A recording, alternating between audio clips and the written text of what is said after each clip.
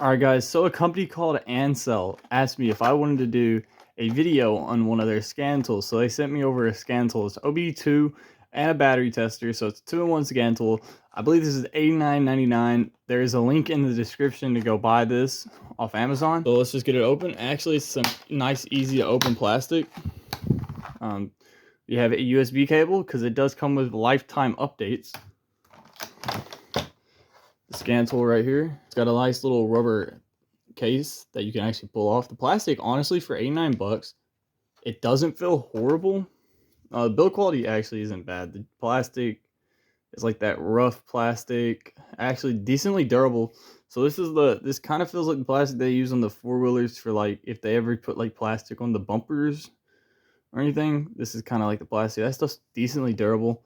This plastic looks like ABS maybe, right there, the orange. All right, so then you have these for your battery, and that just plugs straight into the OBD2 port on this, like, I'm gonna get that backwards, like so, and you test your battery. All right, and we have an instruction book right here, so if you don't know what you're doing. All right, guys, so we're in the car with more computers and stuff. We're gonna go to vehicle information, active arrow. Okay, for a cheap scan tool, it having active arrow on it is like crazy. So we have 10 days of use of active arrow. We got right here, so we've traveled 22 miles, 100, that many miles on it. Total fuel consumption lifetime. All right, almost 3K ignition cycles, and that's a lot for 2022. But the reason for that is the auto stop. That does not help the life of the vehicle. So total engine runtime is 24 days. That's a decent amount of time. So it's idled for 6 days. Golly. So we got ECU 1. There's 2 ECUs on this vehicle. That's crazy, right? We can read any codes. There's no codes, of course. It's 2022, and it goes to the dealer every once in a while. So we can erase codes, but there are no codes to erase, so we're not going to erase any. It's got I/M readiness, so this drive cycle, since the DOTC was cleared, so it's all okay. We got data stream, so you can actually view all the items. We don't really want to view all items, but I mean we can. So this is going to take you through every system, but we're going to go back to selected items. So you can set up your selected items. So we have fuel system status and all this. So if you want to click on fuel system, fuel system status 2, engine coolant 168 degrees Fahrenheit. Engine RPM is about 800. Which it is about 800. Air intake temperature, that's decently hot. I like to get that colder, but you know, absolute throttle position, so it's 18%. Airflow rate, so oxygen sensor voltage, that fuel rail. That's a. I don't know how much these cars are supposed to run. Once again, I'm used to older vehicles, so I don't know what the fuel rail pressure should be. That's a lot of PSI though. That's what it's actually at. Fuel level input, so it's almost full tank, so 85%, about 85%. Fuel/air ratio is 1. Engine torque is about 267. Reference torque is about 261. So we can actually view graphical items. So let's say we want to graph engine RPM, and we want to base the engine RPM. So whenever the engine RPM increases, if you want to go and look at what the ignition timing advanced is, let's say we want to do that, okay? So now we're going to get engine RPM, data right there, and you're going to see that little red is going to be the RPM, and the green is going to be the advancement. So see the spikes and stuff. So the max we have is 1700 RPMs with 37 positive 37 ignition timing. The lowest we've had is 17.5, negative 17.5 ignition timing. That's at 802. So it's pretty accurate. You can see the graph. I wonder if we can stop on the graph and zoom in. I don't know if we can.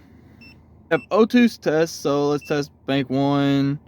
Let's test high sensor voltage. It passes that test. Low sensor voltage, passes that test. Lean range sensor, it passes that test. It passed this test. It's a newer car, it should pass all these tests. 91 passed. 92, it passed as well. I mean, it's all good. We have onboard monitoring, so you can actually monitor everything. Let's say we want to monitor cylinder 1 and we want to see if it's misfired. It's never misfired, but I do believe this engine has misfired on cylinder 4. So let's go to cylinder 4. Have you misfired? It has misfired on cylinder 4. One account of misfire right there. So alright guys, so we have a 2010 Suburban right here. Let me turn the AC on because it is hot in here. So we have a 2010 Suburban. It has 49 data streams we can read.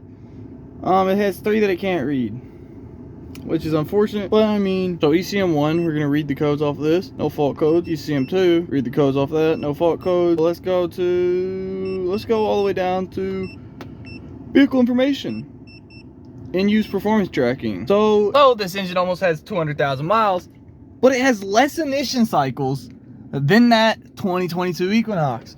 That's how much difference the stop-start does. It's very bad on your engine. I'm gonna be honest, I hate stop-start. It doesn't even do you that much good. Once again, I can't seem to say this enough. For this cheap of a scan tool, it is doing like crazy good. So these engines actually do have a decent amount of problem with oil and stuff, but I'm just going to check, see if it's had any misfire. So it has one account of misfire on that cylinder 8. It has one misfire so far. And that 2022 Equinox and this 2010 Chevy 5.3 liter LS based engine have the same amount of misfires. That just shows you how good the LSs are and how bad the new Chevys are.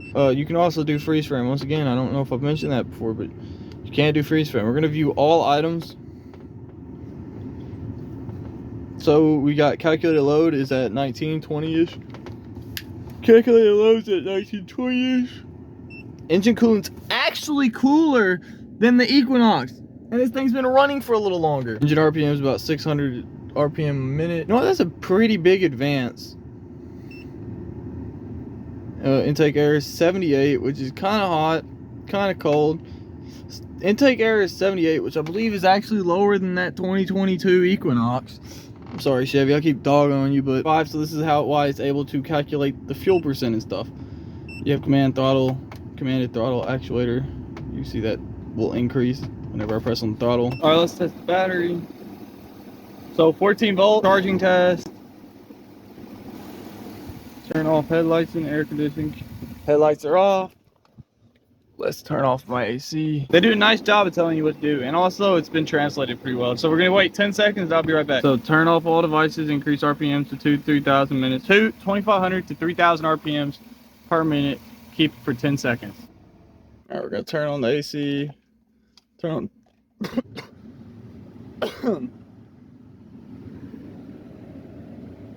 Turn on the dome lights all the way up.